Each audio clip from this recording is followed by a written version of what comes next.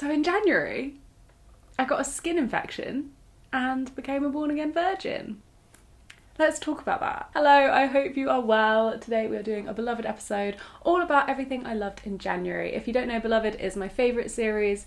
It's not that regular, but you know, I enjoy it. I'm in such a weird mood this morning. I don't know what's got into me. Anyway, in the mug today, there is just coffee with almond milk, the classic. I also am channeling my inner rock. I hope you're enjoying that. So, cheers to January being over. I, for one, am thrilled. Definitely the worst January I've had in a while. At least 4 years. Let's chat about some favourites. Just a heads up, this is quite an odd favourites video. I've definitely gone a bit rogue.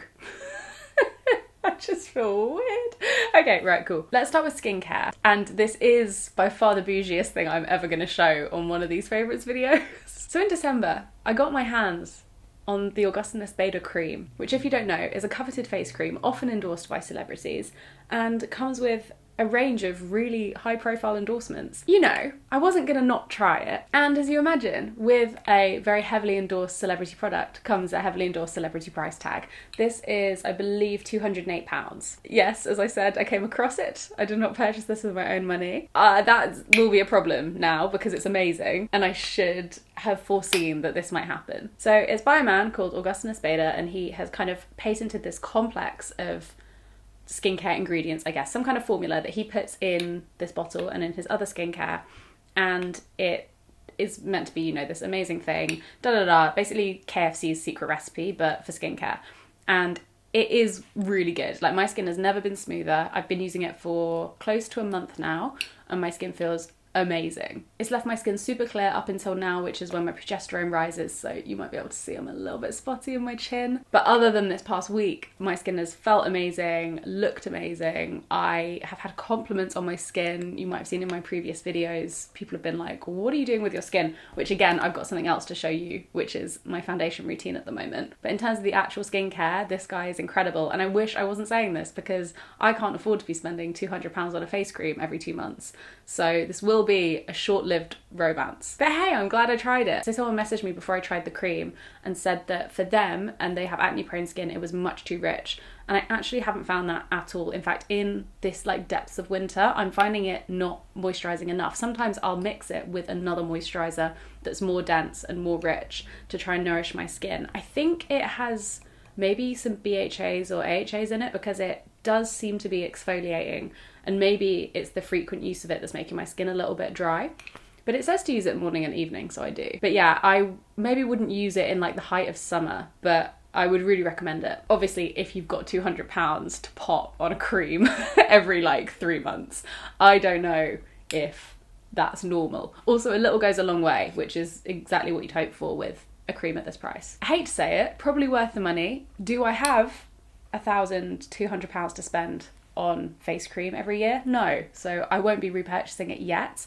When I'm a rich old woman and I live in a chateau in France, I will absolutely be buying this face cream. So I somehow managed to pretty much avoid the terrible breakout I got the last time I came off my pill.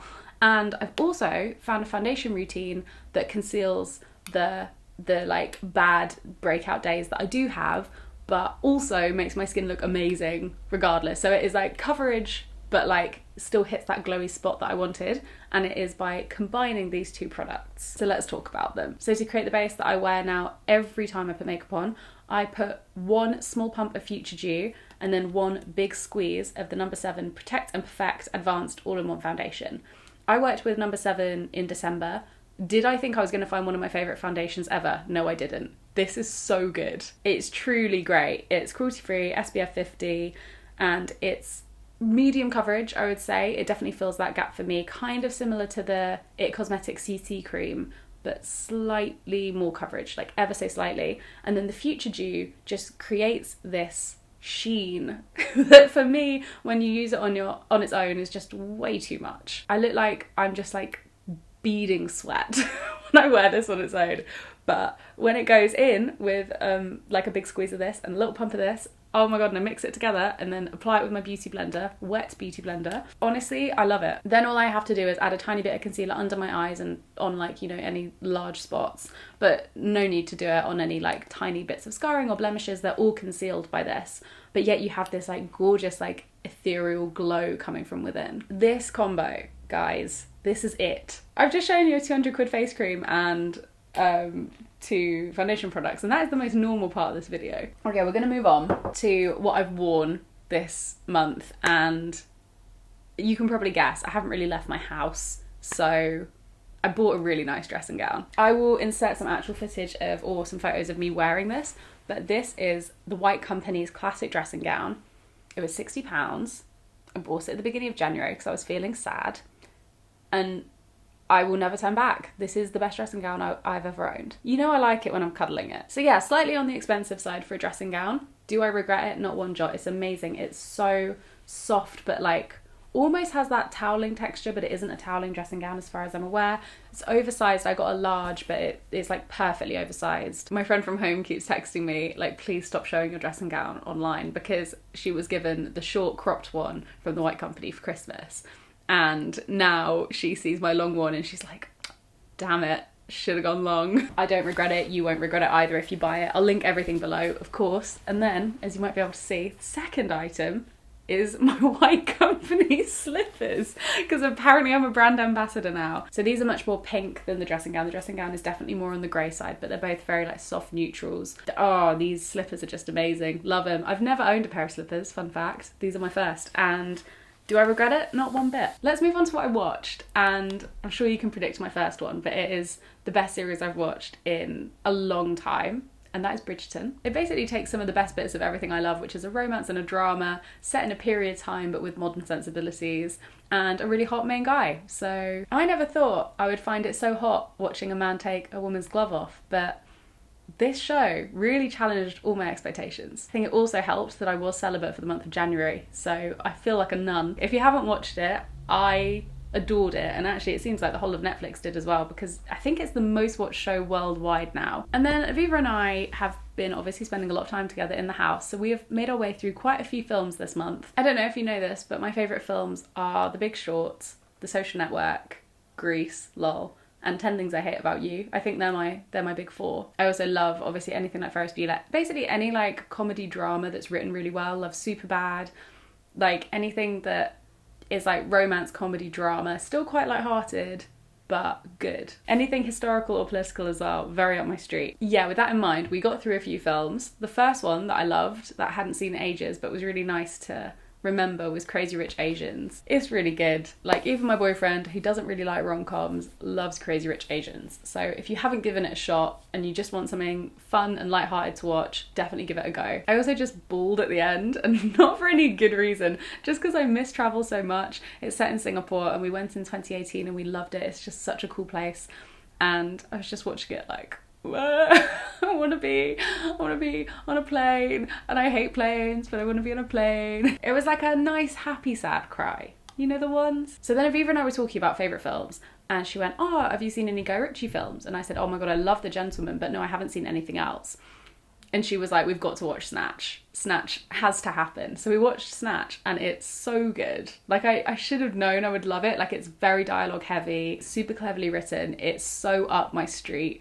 I loved it. Just the right amount of funny, and it's so English, and it's so weird watching Brad Pitt play a traveller. Like he's the last person I would have expected, but he did such a good job of it. It's like very of its time as well. Also the soundtrack, oh my goodness. I don't know if they knew just how many of those songs would become iconic British like dance classics, but every other song in the soundtrack, I was like, they must have paid so much for this. It's such a good soundtrack. So yeah, I really loved it. I just need to go on a Guy Ritchie bender now and watch everything. Well, I listen to a lot of music. So on top of everything else we're all going through as a collective, I feel like the mood is very collectively somber right now. January was really hard. We were in a new lockdown in the UK. I don't know about you, but I don't really live near many of my friends, so I have been heavily relying on Aviva. And she's great, obviously, but I feel quite bad that I'm just like here being like, hi, I have no friends, hi. Because I also wasn't able to touch or kiss my boyfriend for a month. It's been a month now. For the first lockdown, I moved into his, as you might remember. And then for the second lockdown, he moved into mine. And this lockdown, we knew we were going to move in around March, April time. And to be honest, we both were like, well, I don't want to compromise and lose any of this time with my current housemates, because I want to make the most of the time I have left with Aviva. He wants to make the most of the time he has left with his boys. So so we decided to like not see each other, which is really hard. So we go on one walk a week and house viewings, and we can't kiss and we can't touch. It feels like I'm courting in the Victorian times. It's so weird. And that's been our situation for a month, and it's been completely bizarre. So with that in mind, I've been going a bit crazy, and my music taste has reflected that. Let's start with the more normal stuff. So I listened to an EP by a woman called Ordaya, and I really enjoyed it. It's like very dark, hip-hop infused R&B, very like future beatsy, and I really enjoyed it. I think she's got great potential. I haven't seen any of her other music, but I think she's quite an up-and-coming artist, so I will link that below if you like R&B the way I like R&B, which is very like dark and moody and atmospheric. And then I've been weirdly listening to a lot of Kenny Beats, because I found his series on YouTube where he gets hip-hop artists to come in and record a song in 1 hour with him, and then they cut all the footage down to 10 minutes.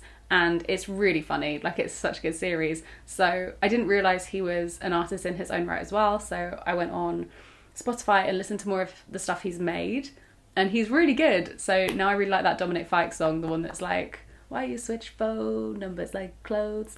Really like that one. They just crack me up. They're just the funniest videos. And then I discovered a guy called Wesley Joseph a couple of months ago, but I've been listening to his song Martyrs over and over. It's so good. There is a siren. Obviously, 2 songs that we can't miss out are Good Days and Driving License. If you haven't heard Driving License or Good Days, where have you been? I don't even think I need to say the artist names. SZA is one of my absolute favourite artists of all time. She's so good.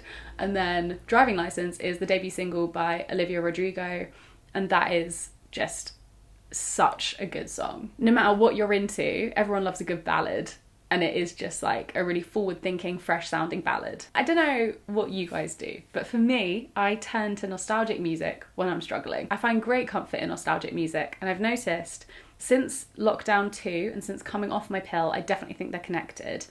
I have been turning back to a lot of pop punk and emo music. I think maybe because there's not enough current mental stimulation in terms of people and like relationships, I've ended up looking way back and processing stuff that I didn't even realise still needed to be processed. But from 2016, 2017 and 2018, I've been processing loads of stuff, which also means I've been looking back to the music that I was enjoying at that time. And then on the nostalgia train, I've also been going way further back and listening to a lot of pop punk at a really specific point in my menstrual cycle. When I hit week 2, all I want to listen to is Fall Out Boy. Also, my friend Sasha keeps tweeting out Fall Out Boy lyrics, and it just makes me so like, I just forgot how good their lyrics are. I also am so here for 303 releasing new music, so that's also led me down the emo hole. So it reached a point where I was sick of all the pop punk playlists that were already made for us on Spotify, so I went and made my own, so I'll link that below as well. You can see what I consider to be my favourite pop punk songs. There's a lot of Paramore on there, bit of Panic. I went for some deep cuts. When it comes to music that reminds me of being 20, 21, 22, I've been listening to The Neighbourhood's Black and White mixtape again. And also I've got this playlist called Rose, which was a mood playlist that I made ages ago, like actually ages ago.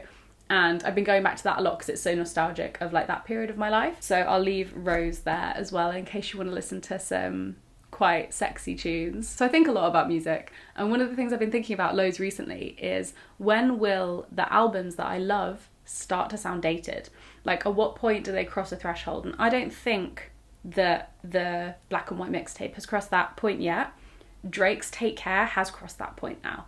I noticed it last year. It started to sound like it's from the 2010s. I think Nothing Was the Same is way more future forward, like forward facing. Good Kid, Mad City hasn't hit that point quite yet, but it's on the edge. You know, it's on the verge. It's got trap beats in it, which are gonna go out of style soon. They're on their way out, I think. Although trap is like well on its, like, it's been and gone, the like hi-hat and like the intricate drums I actually think is kind of gonna go. So anything with those really intricate like hi-hat drum patterns, I don't know if that's gonna stay. So I think Good Kid, Mad City is actually gonna date really badly soon, which is a shame. It's one of my favorite albums. Oh my god, let's talk about books. Okay, Book-wise, we are 100 pages into A Promised Land. This is Barack Obama's second or third book. I forget that Obama was a writer, like part of his like life's passions and part of his profession has always been to write. And his writing is so good. It's so good. I'm really enjoying it. Again, like I find politics fascinating. I'm starting to realise that my passions in life are politics and music and beauty and fashion. I don't know how they all agree, but those are my 4 things that I love. It's interesting, isn't it? Because I think he's maybe one of my favourite politicians, but I don't agree with him on a lot of stuff. I'm a lot more liberal than Obama is, but I really admire how much he thinks about his opinions before he has them and how much he tries to form compromises and negotiate with people. I have no interest in people who are blindly following their own morality and can't hear other people and hear other people's side of the story.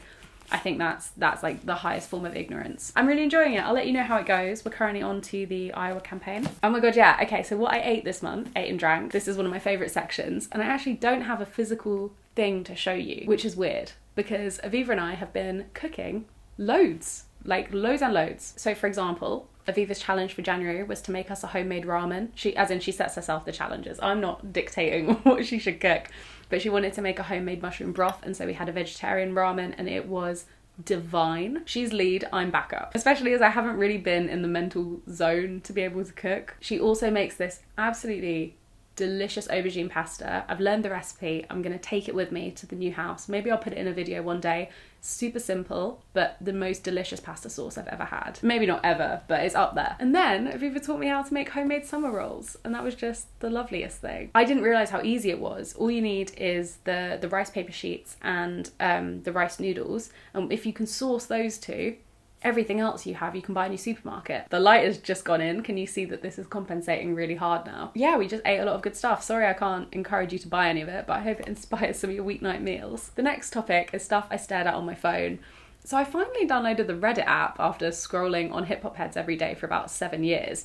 I finally got it. I'm still not using it very much, but Reddit always tells you to get the app when you're on the website, so I finally did it. So now I interact and I upload things. So yeah, Reddit is fun. And then also, I don't know if this is something I should be shouting out, but I've got to shout out the screen time limits. So when I'm sleeping on my own, and there is no routine and no reason for me to get up in the morning, my sleep routine starts to slip. I start to slip back to my early self-employed days, which involved going to bed at like 2 or 3 a.m. and waking up at 11.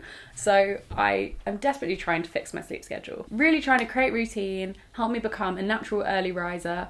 I'm nowhere near close yet, but I am making a few small steps. And one of them was putting screen time limits on my phone. And that's been so good and actually really, really helpful. So I can't go online from 11:30 p.m. through to 10 a.m. in the morning, and that has been super helpful. It's just helping me sort my routine because I just don't have a lot of willpower in those like hours. You know, I'm using my willpower in the day to do work. So then you get to 11 p.m. and I'm just like, TikTok, yes. And in the morning, same thing. I'm pretty sure you can set them up on any phone now, but I'm just using the built-in Apple screen time feature. And then finally, things I've experienced this month. I'm going to start with loneliness. I realised I was lonely, but I also am okay with knowing that and have made peace with that. I think the whole of England has felt lonely last month, and that's a really big thing. Like, we're all collectively quite struggling, I think. I think you only have to check Twitter to see that at the moment. But yeah, I felt lonely for the first time in maybe my life. I think I realised that I've been really lucky. I've always had people around me, and I've always prioritised my social interaction because it's something I really needed. Like, it hasn't been easy, but I think I'm in the swing of it now. I think my brain has adjusted a bit more. Again, I'm over a particular hurdle. It feels like, you know, we have a direction. We're moving towards the end of March. I'll probably be able to see people a little bit more then, or feel comfortable getting on public transport, you know what I mean? So I'm heading towards the direction that we need to be going, and that does help. But yeah, I felt lonely. I don't know if it's talked about enough, really. It's hard. It's definitely hard. And the internet can be the most beautiful way of connecting people, and it can also be one of the most isolating things we have, because people have Zoom fatigue, people are exhausted, people are tired, and so they don't want to talk to someone again after a day of meetings or a day of Zoom university, by the way. Don't know how you're all doing that. Congrats. That is dreadful, and I cannot believe they're charging you that much money. And then also, got a bloody skin infection, didn't I? The sheer irony of getting what should be only a catchable skin infection when you haven't touched anyone for over a month is not lost on me. So I have ringworm. If you told me I would tell the internet this, like, a year ago, I would have been like, shut the fuck up. No way. I noticed a lump, like a patch of like, kind of like a rashy patch growing on my arm. I thought, oh God, it's impetigo, which if you don't know is a really infectious skin condition that's just so irritating to get rid of. I went to the doctor. Well, I did an e-consult with the doctor and I spoke to my friend who's a junior doctor, and both of them were like, lol, you've got ringworm. I have had ringworm in the past. I actually can't touch guinea pigs because I'm one of the third of humans who catch ringworm off guinea pigs really easily. I don't know if that's of interest to anyone, but fun fact, I'm allergic to guinea pigs. So it's a fungal infection in your skin basically, and you normally catch it off someone else. So I was like to the doctor, how on earth have I developed this? And they were like, either you've touched an animal without realising who was carrying ringworm and you've gone and caught it, or it's just because you're stressed, because we actually have fungus living on our skin all the time, and sometimes that can become imbalanced, especially in times of high stress, and then you can sometimes develop ringworm. So joke's on me, I got so stressed I developed a skin infection. I love that I've avoided COVID and I somehow got ringworm. Like, what the fuck? So now I've got cream. I put cream on 4 times a day. I'll actually do that after I film this video. It's funny. We've got to see the funny side, because if you don't see the funny side, you will cry. Finally, I didn't touch Jack for a month, and that was weird. It's like a bad episode of Too Hot to Handle, and it's not hot, and we're not by a beach, and we're not naked, but we're past the halfway mark, I think. So, you know, cheers to that. Overall, really fucking weird month. So thank you for joining me for Beloved. This is going to be a bumper episode because I think I've talked for an hour. I didn't know I had this much to say, but evidently the coffee is speaking on my behalf. Thank you so much for watching. I hope you have a wonderful February. Cheers to February. It's my birthday month. Pisces season begins. So cheers to that. Leave a like if you enjoyed the video, subscribe if you aren't already, and hit the bell notification if you would like to stay updated for all my stuff. Anyway, love you lots. See you in my next video.